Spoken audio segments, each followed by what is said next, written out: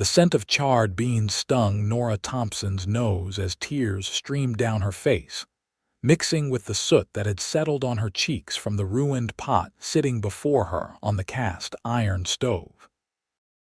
She had promised her dying father just 3 months ago that she would keep the ranch running, that she would honor the Thompson name. But here she stood in the summer of 1883, unable to even prepare a simple meal without destroying it.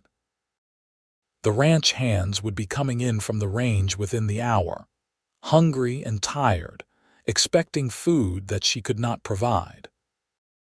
Her mother had died giving birth to her 22 years ago, and her father had never remarried, choosing instead to raise Nora himself while teaching her to ride and rope and shoot, but he had never taught her to cook properly. Now she stood alone in the kitchen of the ranch house, 15 miles outside Reno, Nevada, sobbing over a pot of beans burned so black they looked like chunks of coal. She did not hear the footsteps on the porch, did not hear the knock at the door that went unanswered, did not realize anyone had entered until a deep voice spoke from behind her. "Those beans give you trouble, miss." Nora whirled around, her hand instinctively moving toward the pistol she kept on her hip, only to find it was not there. She had removed it while cooking.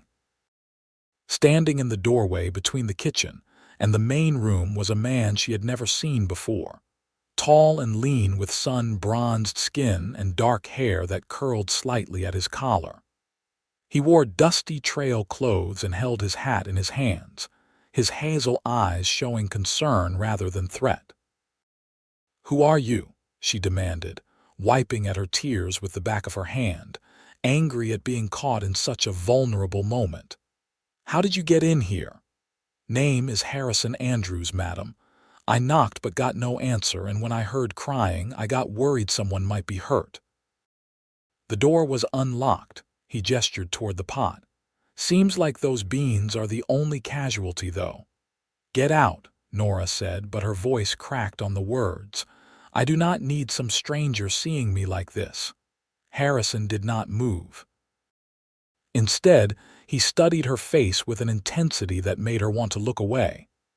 "When is the last time you ate something, Miss Thompson?" She blinked. "How do you know my name?" "I was a friend of your father's. Met him in town a few times over the past year when I was passing through. He mentioned his daughter running the ranch. I am sorry for your loss. Jacob was a good man." Harrison took a step closer. "He also mentioned you could outshoot and outride most men in Nevada, but he never said anything about you being able to cook." Despite herself, despite the tears and the embarrassment and the overwhelming grief that had been her constant companion for months, Nora felt her lips twitch. "Are you saying my father told you I could not cook?" "Not in so many words." But when a man brags about his daughter's accomplishments and leaves out something as basic as cooking, well, a person can read between the lines. Harrison set his hat on the table and walked over to the stove, peering into the pot. He let out a low whistle. "How long did you leave these on the fire?" "I do not know. I was trying to fix the broken hinge on the barn door and I forgot about them." Fresh tears threatened to fall. "The hands will be here soon and they will have nothing to eat, and it is all my fault." "Well, that is easily fixed," Harrison said, picking up the pot with a rag and carrying it outside. Nora followed him, confused, watching as he dumped the ruined beans into the dirt behind the house. "You have more beans in the pantry, but I do not see how that helps. I will just burn those too." Harrison walked back into the house, and Nora found herself trailing after him like a lost puppy. He found the pantry with ease and emerged with a bag of dried beans, some salt pork, an onion, and various other supplies. The trick is not leaving them unattended. You have to stay with them, add water when needed, stir occasionally. My mother taught me that before she passed. "You cook?" Nora asked, incredulous. She had never met a cowboy who would admit to cooking, much less one who seemed so comfortable in a kitchen. I cook, Harrison confirmed, rolling up his sleeves. Learned out of necessity when I was on my own at 15. A man can only eat jerky and hardtack for so long before he starts craving something with actual flavor. He glanced at her. You have a clean pot. Nora retrieved one from the cabinet, still not quite believing this was happening. Why are you helping me? You do not even know me. Harrison began sorting through the beans, checking for stones. Your father helped me once when I needed it. Figure I can repay the favor by making sure his daughter does not starve. He paused, then added, plus, no one should cry over beans. Crying should be reserved for things that actually matter. My father taught me everything, Nora said quietly, leaning against the counter. How to break horses, how to read the weather, how to track cattle across rough terrain. But he never taught me how to run a household, how to cook meals, how to do the things most women know. I think he believed he would have more time. None of us get as much time as we think, Harrison said, filling the pot with water and setting it on the stove. But that does not mean we give up. It means we learn new things and keep going. He looked at her then, really looked at her, and Nora felt something shift in her chest. You want to learn how to make beans that do not turn into charcoal, she nodded, moving to stand beside him at the stove. Harrison talked her through each step, explaining the importance of soaking the beans, of adding the salt pork for flavor, of keeping the temperature steady. His voice was calm and patient, and Nora found herself relaxing for the first time in weeks. When she made a mistake, adding too much salt, he did not criticize but simply showed her how to correct it. You said you were passing through, Nora said after a while. Passing through to where? Nowhere in particular. I have been drifting for the past few years, picking up ranch work where I can find it. Harrison stirred the beans, then covered the pot. These need to simmer for a few hours. You said your hands would be here soon. Yes, we have 4 men working the ranch right now. It used to be 7, but after my father died, some of them moved on to other places. Nora hesitated. We could use another hand if you are looking for work. Harrison met her eyes. That why you are offering? Because you need help, partly, Nora admitted. But also, because you are the first person since my father died who has not treated me like I am, either completely helpless or trying to steal what belongs to them. Half the ranchers around here think I should sell out and move to town, find a husband to take care of me. The other half are waiting for me to fail so they can buy the land for cheap. What do you think? Harrison asked.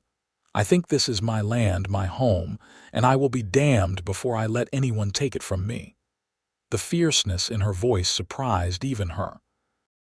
I made a promise to my father and I intend to keep it. A slow smile spread across Harrison's face. Then I would be honored to help you keep that promise, Miss Thompson, on one condition. What is that? You let me teach you how to cook. Cannot have the boss starving to death because she forgot about dinner. The teasing in his tone was gentle, not cruel, and Nora found herself smiling back at him. Deal, Mr. Andrews. The ranch hands came in an hour later, dusty and tired from a long day of moving cattle to fresh pasture. Nora introduced Harrison as their new hire, and if any of them found it strange that a drifter had shown up out of nowhere and been given a job, they were too hungry to question it. The beans Harrison had prepared were perfect, and the men ate with appreciation, complimenting the meal in a way they never had when Nora's father was alive. She suspected they were just being kind, but she appreciated it nonetheless. After dinner, Harrison took his bedroll out to the bunkhouse while Nora cleaned up the kitchen. She found herself thinking about the way he had looked at her, the patience in his voice, the easy competence with which he moved through the space. She barely knew him, yet she felt safer than she had in months. It was a dangerous feeling, she knew. She could not afford to rely on anyone too heavily. But as she lay in bed that night, listening to the familiar sounds of the ranch settling in for the evening. She allowed herself to hope that maybe, just maybe, things were going to get better. The next morning, Nora woke before dawn as always and dressed quickly in her working clothes. She was surprised to find Harrison already up, sitting on the porch steps and watching the sun rise over the desert landscape. The sky was painted in shades of pink and gold, the air still cool before the heat of the day set in. "You are up early," she said, settling down beside him. "Old habit." "Never could sleep past sunrise." Harrison glanced at her. "Your father told me you usually ride out with the hands in the morning. That's still true?" "It is. We have cattle scattered across 3,000 acres, and we need to check on them regularly, make sure none have wandered off or gotten injured." Nora stretched her arms above her head. "But first, breakfast. I assume you are going to insist on teaching me how to make that too." "Only if you want to learn. Otherwise, I can handle it while you tend to other things." Nora shook her head. "No, I want to learn. You were right yesterday. I cannot keep depending on others to do things I should know how to do myself." They worked together in the kitchen, Harrison showing her how to make biscuits and gravy, how to fry eggs without breaking the yolks, how to brew coffee that was strong but not bitter. Nora burned the first batch of biscuits, but the second batch came out golden and flaky.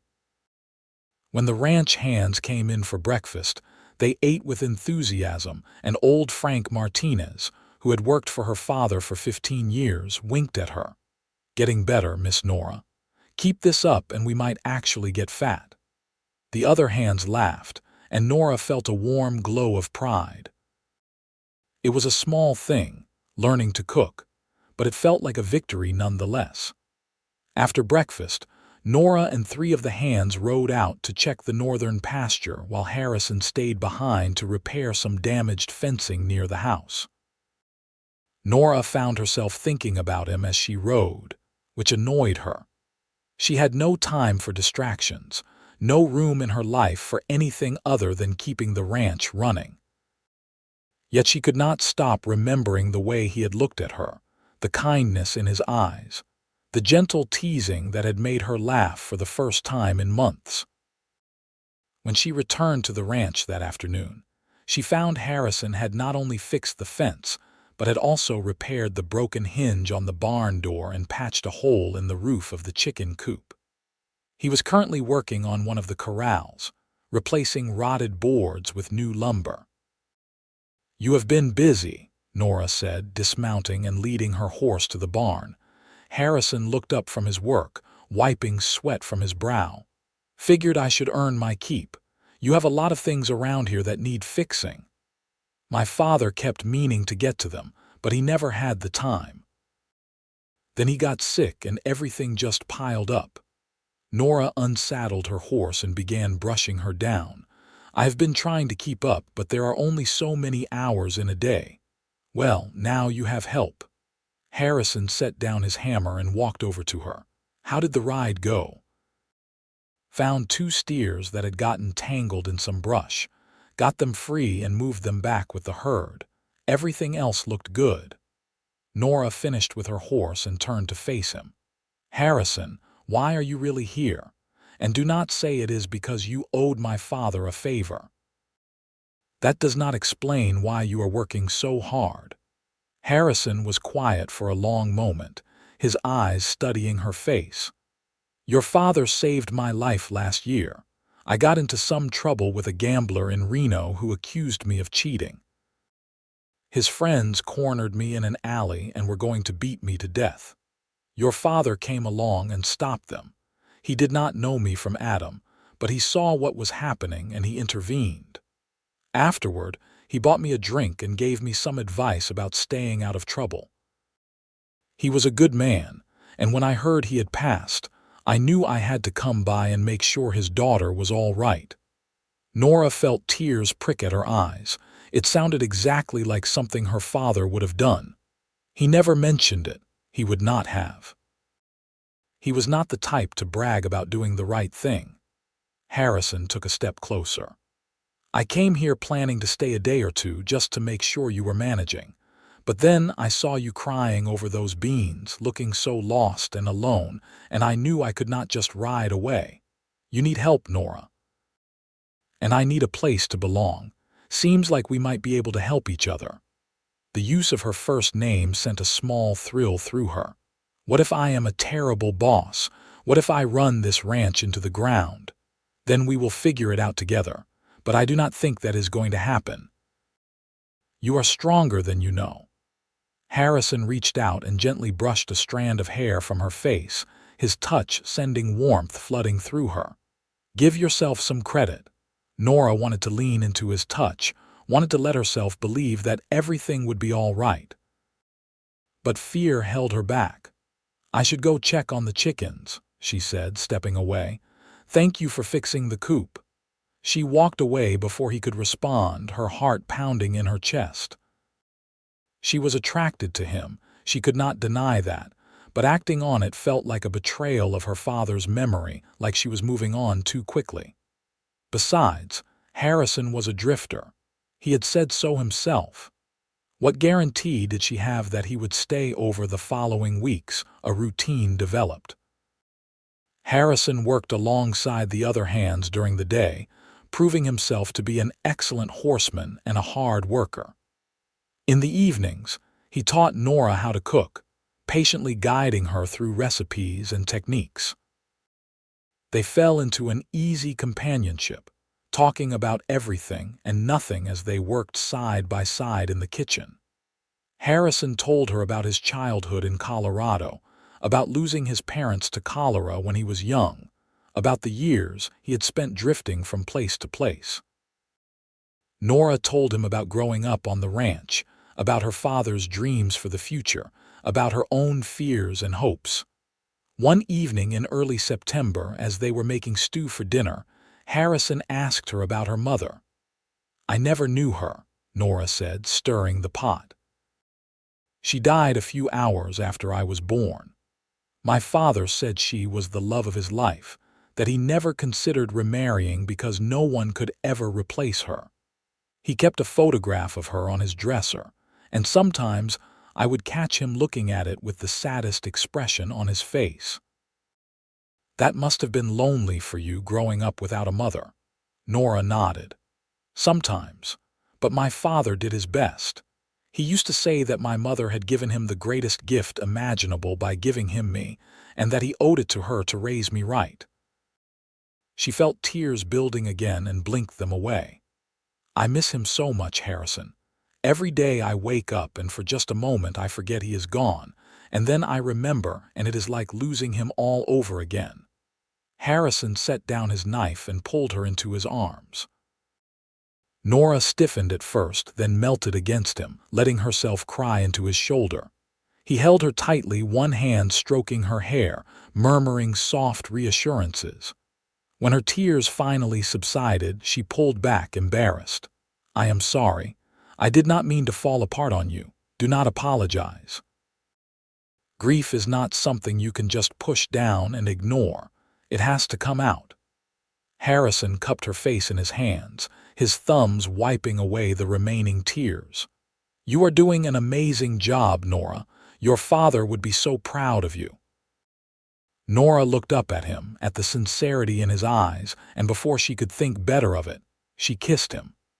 It was a tentative kiss at first, uncertain, but when Harrison responded by pulling her closer, it deepened into something more passionate. Nora felt like she was falling, like the ground had disappeared beneath her feet, but Harrison's arms held her steady. When they finally broke apart, both were breathing hard. "I have been wanting to do that for weeks," Harrison admitted, his forehead resting against hers. "So have I," Nora whispered. "But I am scared, Harrison. I am scared of letting myself care about you too much, scared of what will happen if you leave." "I am not going anywhere," Harrison said firmly. "Not unless you want me to." "I know I said I was a drifter, but that was before I found a reason to stay. You are that reason, Nora. You and this ranch and the life we could build together. We barely know each other. I know enough. I know you are brave and stubborn and determined.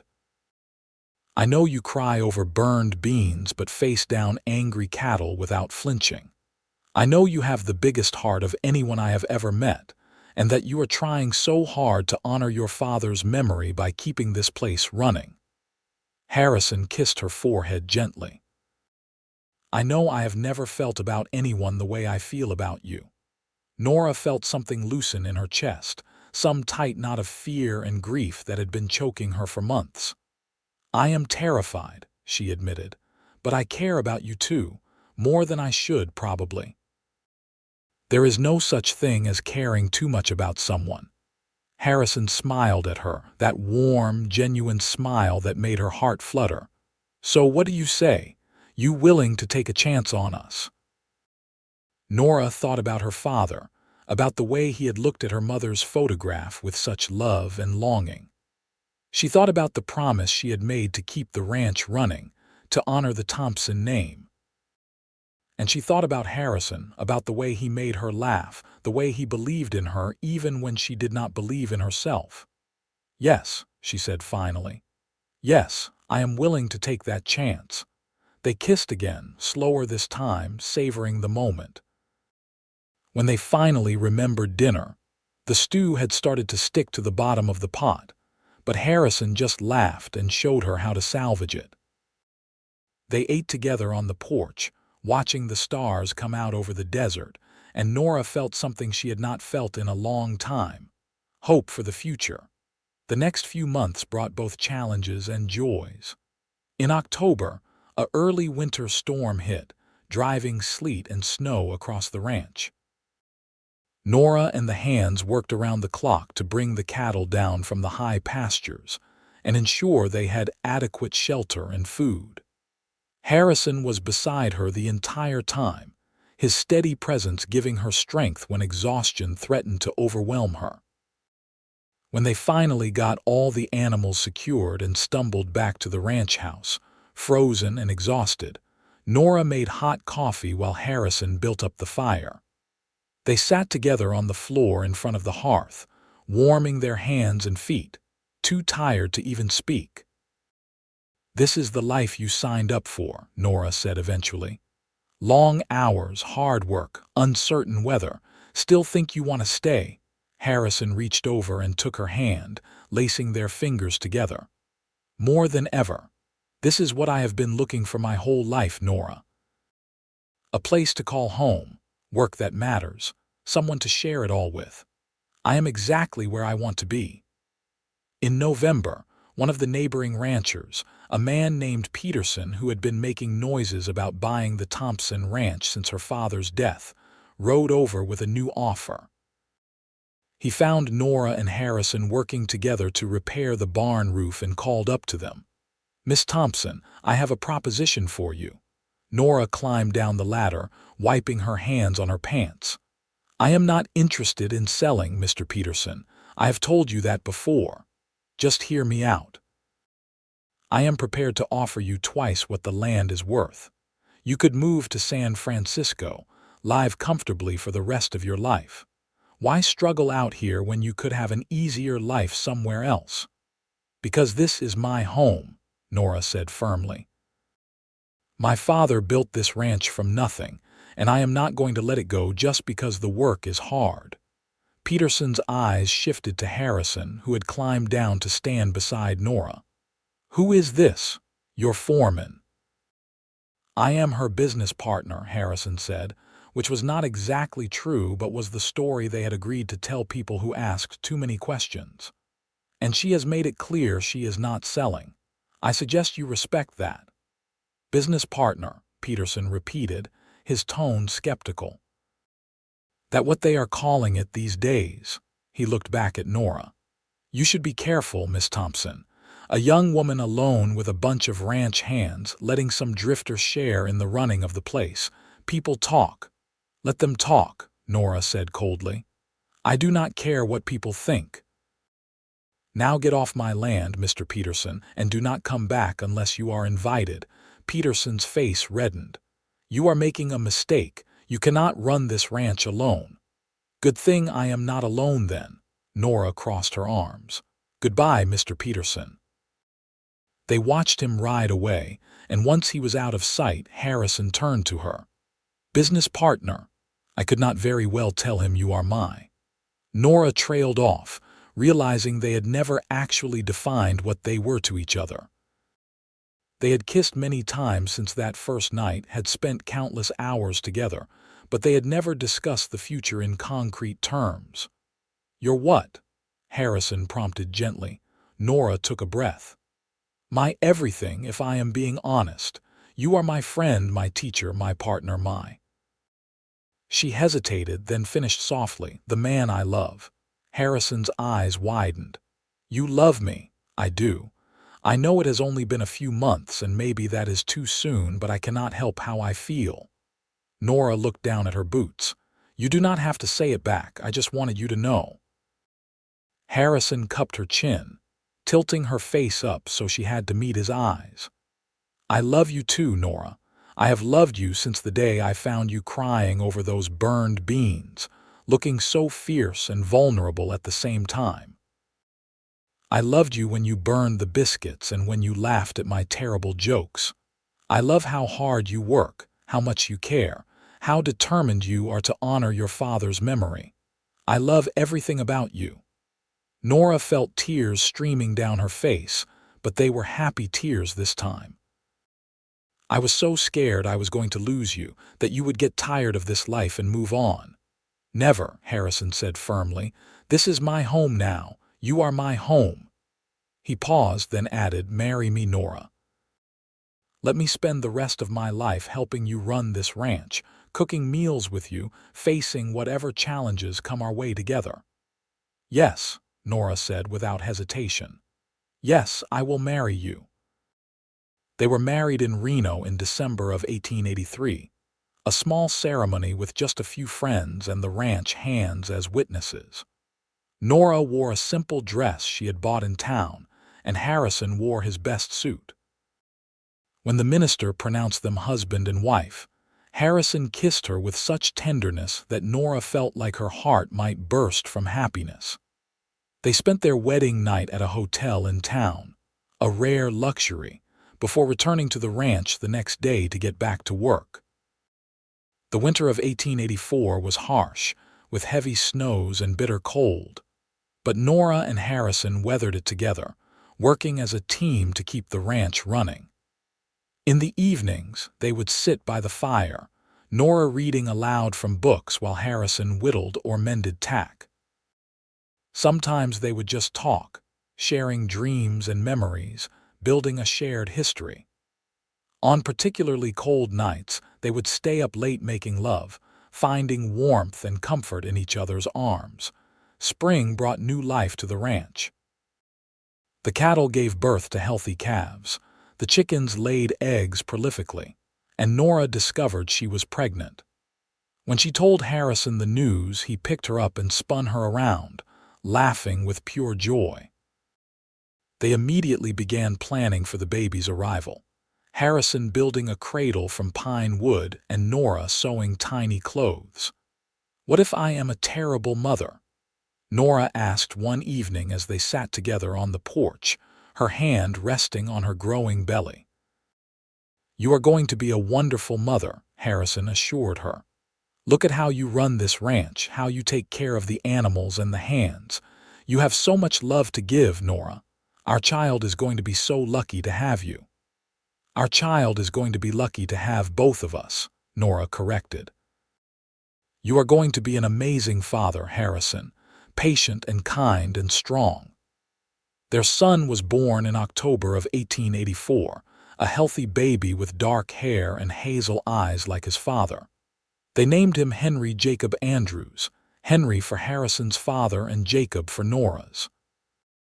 Holding her son for the first time, Nora felt an overwhelming rush of love and gratitude. She wished her father could have met his grandson, but she knew he would have been proud. Harrison proved to be a devoted father, taking to parenthood with the same patience and care he showed in everything else. He would wake up in the middle of the night to help with feedings, would walk the floor with Henry when the baby was fussy, would sing soft lullabies in Spanish that he had learned from his mother. Watching him with their son, Nora fell even more deeply in love with her husband. The ranch continued to thrive. With Harrison's help, Nora expanded their operation, buying more cattle and improving their breeding stock.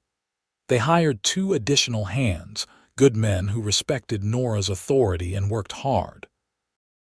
Word spread that the Thompson Ranch, now technically the Andrews Ranch though Nora insisted on keeping her father's name, was one of the best-run operations in the area. Even Peterson grudgingly admitted that Nora had proven him wrong. When Henry was 2 years old, Nora became pregnant again. This time she gave birth to twins, a boy and a girl they named Samuel and Sarah. Harrison joked that they now had their own small army, but his eyes shone with happiness as he held his babies. Nora marveled at how full her life had become. How different it was from that terrible day when she had stood crying over burned beans, feeling lost and alone. One evening in the summer of 1888, 5 years after Harrison had first arrived at the ranch, Nora and Harrison sat on the porch watching their children play in the yard. Henry, now 3½, was showing his younger siblings how to pet the barn cat gently, his voice serious as he instructed them. Sarah kept trying to pull the cat's tail, making Henry scold her while Samuel watched with wide, curious eyes. "Can you believe this is our life?" Nora asked, leaning against Harrison's shoulder. "Sometimes I have to pinch myself to make sure I am not dreaming. I know what you mean. There were so many years when I had nothing, no home, no family, no purpose, and now I have everything." Harrison kissed the top of her head. "All because I showed up at the right place at the right time and found a beautiful woman crying over a pot of burned beans." Nora laughed. "I was such a mess that day. I felt like the world was ending. In a way it was. Your old world, the one where you were alone and struggling, ended that day. And a new world began, one where we could build something together." Harrison took her hand, tracing the calluses on her palm. "I meant what I said back then, you know, about crying being reserved for things that actually matter. Beans do not matter, but love does, family does, home does. And you, Nora Andrews, are all of those things to me." "You are my home too," Nora said softly. "My father used to tell me that home is not a place, it is the people you love. I did not understand what he meant until I met you. This ranch could burn to the ground tomorrow, and as long as I had you and our children, I would still have everything that matters." They sat in comfortable silence, watching the sun set over the Nevada desert, painting the sky in brilliant shades of orange and purple. Henry had given up on teaching his siblings proper cat petting technique and was now chasing them around the yard, all 3 children shrieking with laughter. The sound filled Nora with profound contentment. "Thank you," she said suddenly. Harrison looked at her quizzically. "For what?" "For stopping that day when you heard me crying. For not just riding past. For teaching me how to cook and how to laugh again and how to love. For giving me a family and a future I never dared to hope for." Nora felt tears building but did not try to stop them. "Thank you for finding me when I was lost. You were never lost, Nora. You were just waiting for the right person to help you find your way." Harrison pulled her close, and she rested her head against his chest, listening to the steady beat of his heart. "And I was waiting my whole life to find you. We found each other exactly when we were supposed to." As the stars began to appear overhead, Nora thought about the journey that had brought her to this moment. The pain of losing her father, the fear and uncertainty of trying to run the ranch alone, the desperation she had felt standing over that pot of ruined beans. All of it had led her here, to this porch, to this man, to these children, to this life that was more beautiful than anything she could have imagined. She had learned so much in the past 5 years. How to cook meals that did not burn, how to run a successful ranch, how to be a wife and mother. But the most important lesson had been learning to let someone in, to trust that she did not have to face everything alone. Harrison had taught her that strength was not about never needing help, but about having the courage to accept it when it was offered. "I love you," Nora whispered into the gathering darkness. "I love you too," Harrison whispered back. "Always and forever." The years continued to pass with the steady rhythm of ranch life. There were hard times, droughts that tested their resolve and winters that challenged their endurance. There were good times, profitable cattle sales and bountiful harvests from the garden Nora had planted. Through it all, Nora and Harrison faced everything together, their love growing deeper with each passing season. They added onto the house as their family grew, building extra bedrooms and expanding the kitchen. Harrison taught Henry how to ride and rope, passing on the skills he had learned over years of cowboy work. Nora taught Sarah how to shoot and track, the same skills her father had taught her. Samuel, quiet and thoughtful like his mother, preferred working with the horses, showing a natural talent for gentling even the most skittish animals. On what would have been her father's 60th birthday, Nora rode out to the small cemetery on the edge of the ranch where Jacob Thompson was buried. She dismounted and sat beside his grave, running her fingers over the carved letters of his headstone. "I kept my promise, Papa," she said quietly. "The ranch is still running, still in the family. Harrison has been taking good care of us, just like you would have wanted. The children are healthy and happy. Henry looks just like Harrison, but he has your stubborn streak. Sarah has your fearlessness. And Samuel, he has your gentle way with animals." The wind whispered through the sage brush, carrying the scent of the desert. Nora liked to imagine it was her father's way of answering her. "I wish you could have met them. I wish you could have known Harrison, seen how happy he makes me. I think you would have liked him. I think you would have been proud of the life we have built." Nora wiped away tears. "I miss you every day, but I am not sad anymore. I have so much to be grateful for. Thank you for raising me strong, Papa. Thank you for teaching me how to fight for what matters." She stayed a while longer, telling her father about the ranch, about the children, about her life. When she finally rode back to the house, she found Harrison waiting for her on the porch, understanding in his eyes. He opened his arms and she walked into them, letting him hold her while she cried. "He would be so proud of you," Harrison murmured into her hair. "Anyone can see that." "I know," Nora said, pulling back to look at him. "And I am proud of us, of what we have built together. This is the life my father wanted for me, even if he did not live to see it. A life full of love and purpose and family."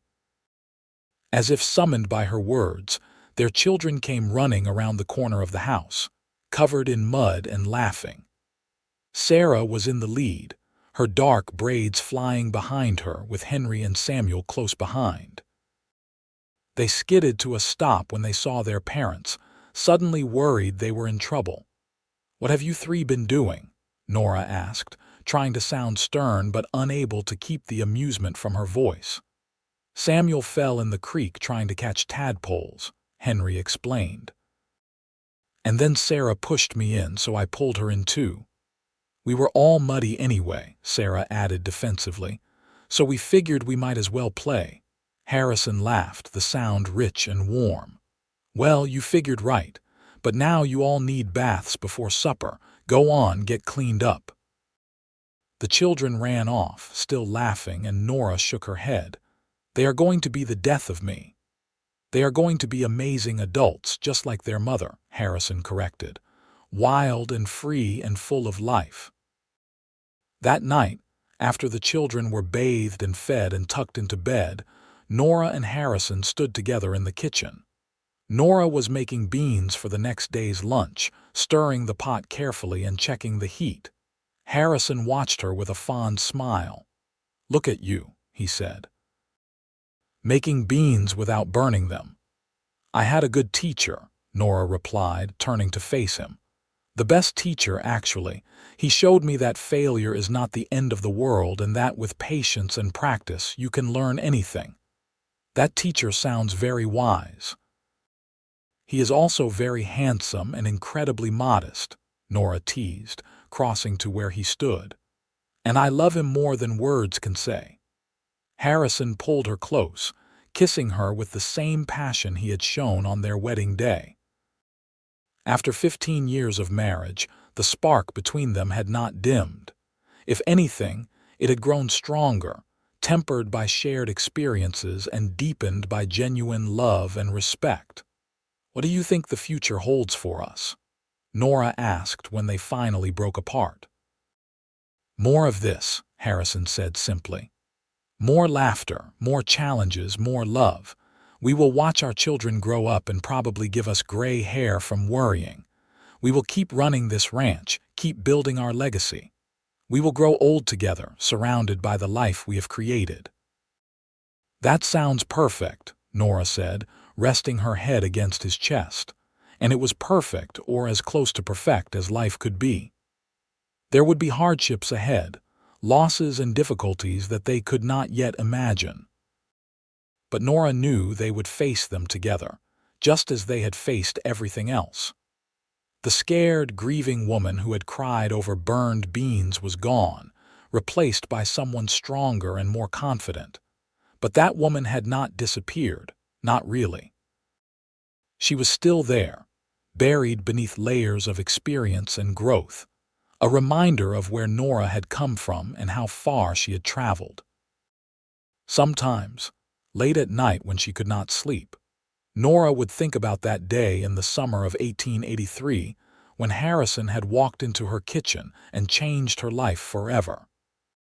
She would think about the burned beans, about her tears, about the overwhelming sense of failure and despair that had consumed her.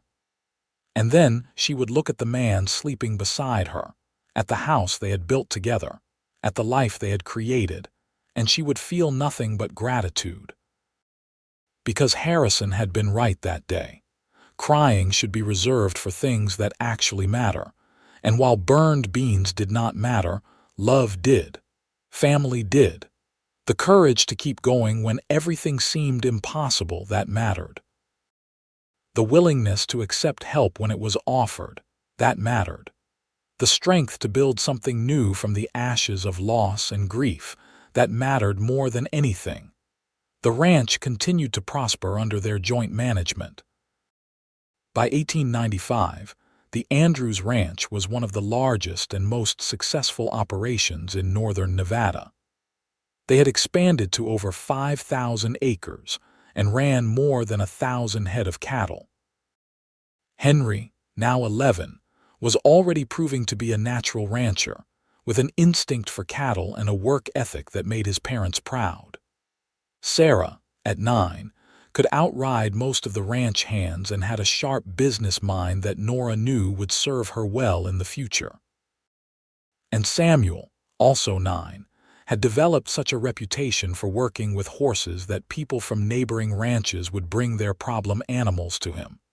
But success had not changed Nora and Harrison. They still worked alongside their hands, still took their turn at every job that needed doing. They still cooked meals together in the evenings, Nora having long since mastered the art of preparing food without burning it, though she and Harrison still laughed about those first disastrous attempts. They still sat on the porch after dinner, watching the sun set over the desert and talking about their day. "You ever miss it?" Nora asked one evening. "The drifting life, the freedom of not being tied down." Harrison considered the question seriously. "Sometimes I miss the simplicity of it. Riding from place to place with no responsibilities beyond taking care of myself and my horse. But I would not trade this life for anything. Having roots, having a family, having you, that is worth more than all the freedom in the world." "I used to think I did not need anyone," Nora admitted. After my mother died and it was just me and my father, I learned to be self-sufficient.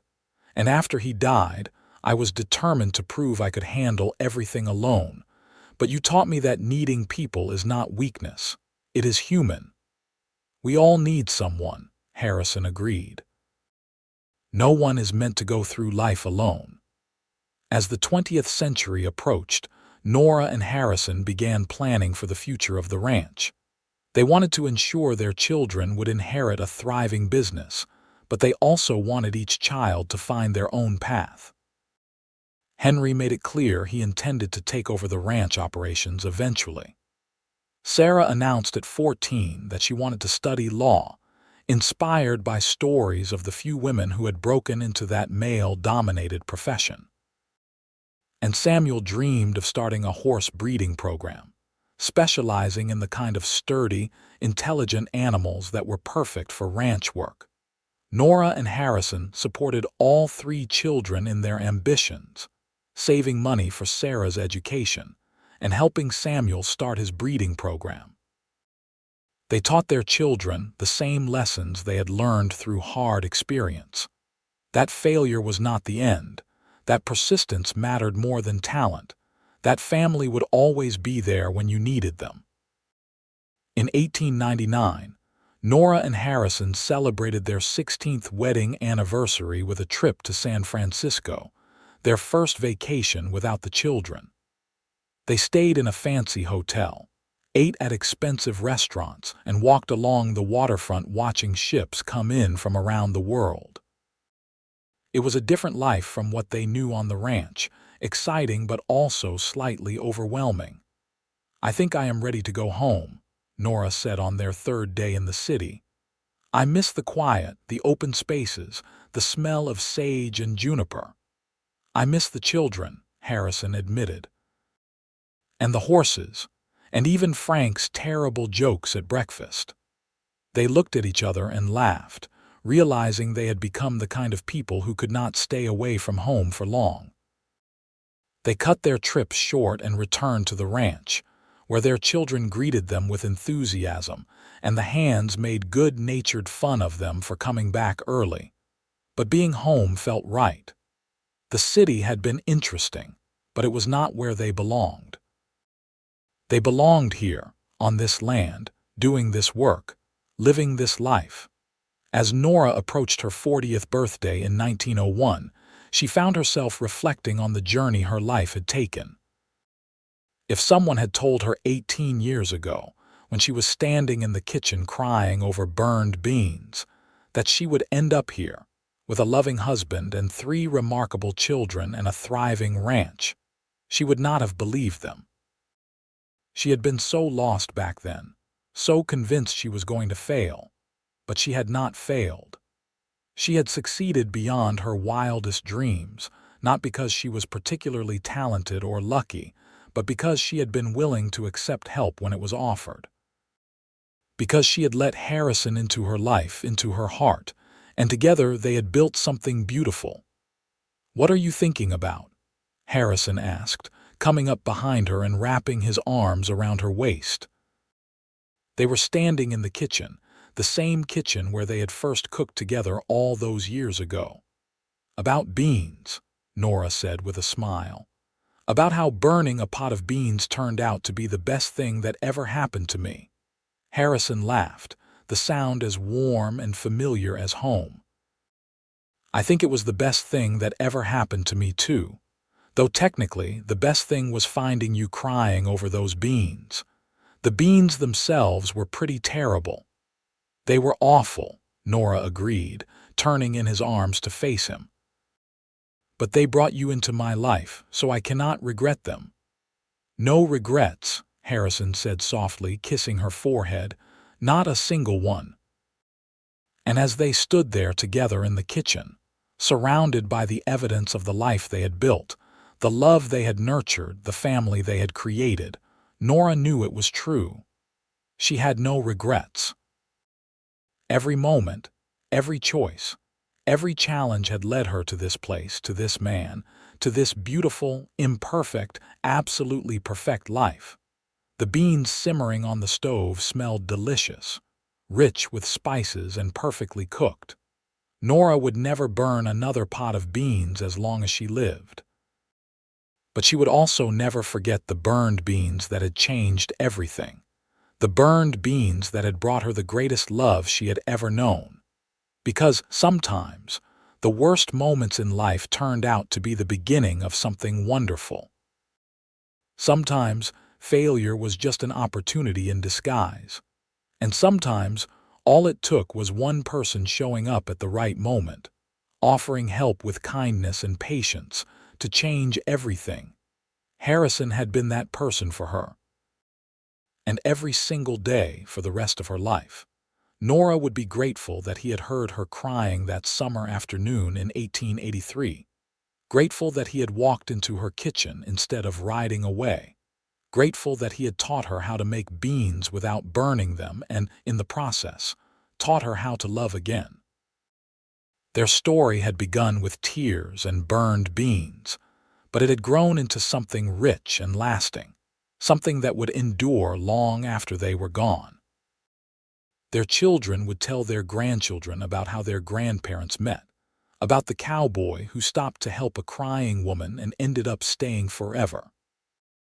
And those grandchildren would grow up knowing that love could be found in the most unexpected places, at the most unexpected times, if you were brave enough to let it in. As the sun set over the Nevada desert on that evening in 1901, painting the sky in shades of gold and crimson, Nora and Harrison stood together in their kitchen, preparing dinner and talking about their day, exactly as they had done thousands of times before. It was ordinary and unremarkable and absolutely perfect, because this was what love looked like in real life. Not grand gestures or dramatic declarations, but the simple act of standing side by side, day after day, year after year, building a life together one moment at a time. And somewhere in heaven, if such a place existed, Jacob Thompson looked down on his daughter and her family and smiled, knowing that his little girl had found her way, that she had kept her promise, that she had built something lasting and beautiful on the foundation he had laid. The ranch would continue for generations, passed down through the family, a testament to the power of love and determination, and the willingness to accept help when it was needed most. And always, the story would be told of how it all began, with a pot of burned beans, a crying woman, and a cowboy who stopped to help and ended up finding everything he had ever wanted.